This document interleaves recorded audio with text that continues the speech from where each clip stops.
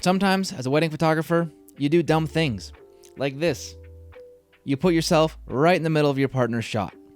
Luckily, we can get ourselves out. I'm Nick Hilton. Welcome to my YouTube channel.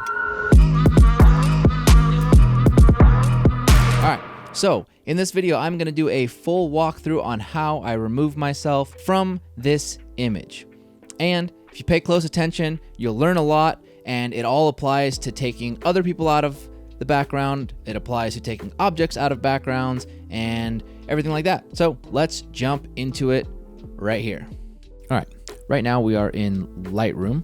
Taylor shot this image and I was shooting the couple with the audience in the background. And so I am in this shot. This is our straight out of camera, just brought the shadows up. I've actually already done this. I'm delivering this image in black and white. And so look at how I was able to rebuild the fence. So that's what we're gonna do. We're gonna remove me from this image and make sure that our fence is rebuilt. So let's open this image up in Photoshop. So if I just take a spot healing brush and put it over myself, let's see what that looks like. Okay, clearly that is not good. So let's undo that.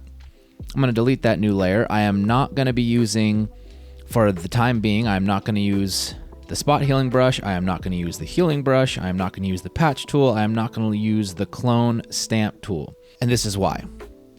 I need to rebuild this fence, and I have a nice large area here that I think I can just move to here and make that look good. So what I'm gonna do is I'm gonna duplicate this layer. And so now I just have, two of the same exact layers. I'm gonna lower the opacity of this one for a minute so I can see.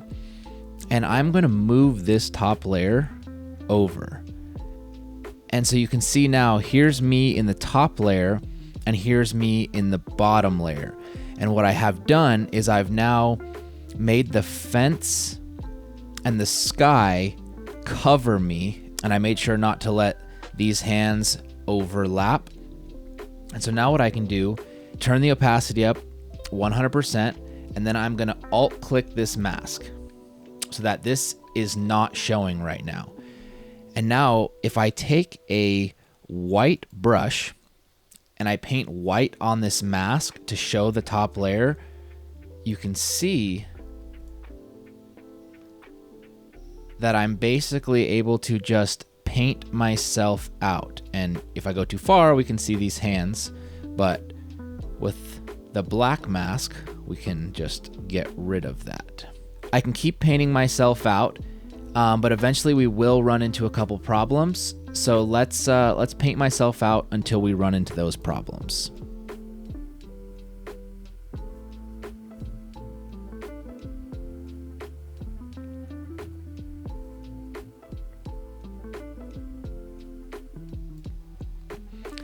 All right, so this is as close as I'm gonna get right now. I need to make sure that we keep this nice edge right here. So at this point, I have two options. I can either zoom way in, use a hard brush, and clean it up manually, or I can use the pen tool, which is what I'm going to do right here. So I'm gonna pen tool the outline of the jacket. And because he is rimlit in this scenario, I don't have to be too perfect since he's got this white glow on the jacket anyways. It will match pretty seamlessly even if it's not perfect. What I don't want to do though is include myself at all. And if I do, I can always just go in and finesse it a little bit. So that's all the spots where I overlap. So now I'm just gonna get a pretty wide, rough outline of everything. All right, now I'm gonna click Make Selection. And when I do this, when I make this selection, when I start drawing again with white, it's not gonna let me do anything outside of this selection. So now can paint myself out, and I'm not messing with his jacket at all. All right, that looks good. So now let's Control D, deselect. Let's get rid of these hands here. You can see how close the overlap is. Let's get rid of this. Right now, this is what we have. We had me here, and we have me gone. But we can do even better. If you can see right here, it's a little harsh because that's where my mask selection was. So we're just finessing this. Gonna pop this out. All right, now we have a pretty seamless transition. But see how this fence is not in line so much? Let's try just simply clicking up on the arrow keys. Boom. Now we've fixed the fence. Okay, so this is looking really good already. It's already looking really good, but I want to get a little more complex, and I want to make sure that these line up correctly. First thing I know I can do is I think I can get away with taking this one out using the black brush on the mask, because this is from the top layer. So let's get rid of this top layer. All right, so we've got rid of the top layer. This right here is the back of my shoe. I can get rid of that really easily, but I will do that later. I'm not going to do that yet. All right, now this is our original spike. So let's make sure the top layer is not touching this spike. All right, and now this spike right here, this is from the new top layer, and it's in place of my bag. So I can't just use the black brush to make this go away. Otherwise, you start seeing my camera bag. So what I'm going to do now, I'm going to do Control-Alt-Shift-E to make a layer stamp. So this is just both the layers combined into one.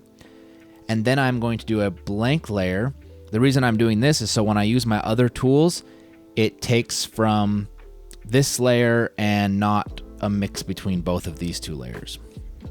All right, so now I can take my clone stamp tool, set to current and below, and I can go like this, line that up, and then kind of do some finessing here. This is getting rid of that footprint, and I'm always making sure that the fence stays in line, so you can see what that did. And now I want to get rid of this whole spike, so I'm gonna pick a spot here, and I'm just going to clone stamp that out. Again, making sure the fence stays lined up. All right, so look at that. We now have those spikes fixed. My shoe is fixed. Let's actually real quick, let's clean up this shadow area. I'm gonna take my clone stamp tool. I'm gonna keep it on like 13%, and I'm gonna use this line right where the middle of my clone stamp tool is. I'm gonna alt click right there, and this is kind of a low opacity. I just want to blend this so it doesn't look so obvious. Let's see what that did. Look, it's very subtle, but see how it got rid of my shadow from where I was standing? Just like that. Let's go back real quick where we started from to where we are now. And this right now is perfectly deliverable, but I want to make the fence even more realistic, and you can see when I am here, there's a pull right here. Now there is no pull. I want to bring that pull back. What I'm going to do is I'm going to duplicate this pull over here, and I'm going to bring it right here. How am I going to do that? I'm going to use the pen tool, and I'm on the stamped layer. I'm not on the cloning layer.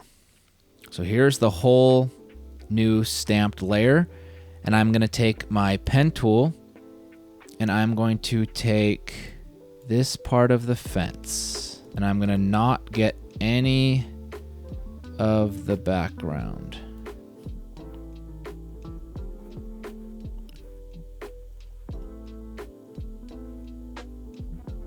Okay, so now I've selected this whole fence post.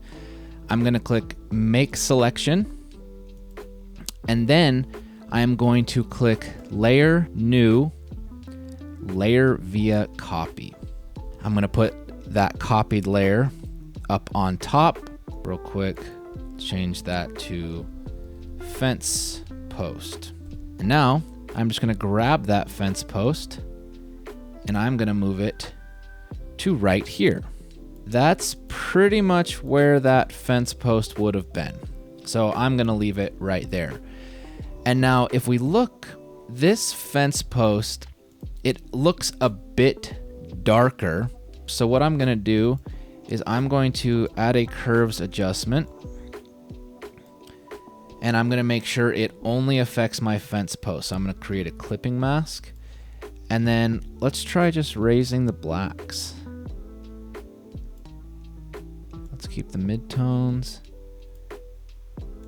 and probably even drop the opacity just a little bit, since it has that, like, you know, backlit sun. And then to finalize it, I will create a mask and I will just blend this using a black brush. And let's even go more blending, 3% flow. Look at that. We have a fence post back in here. And so now let's group all of these together. Look at our work one final time. Me in the image, and we have me out with an entirely recreated fence post and fence. You would never know that I was there.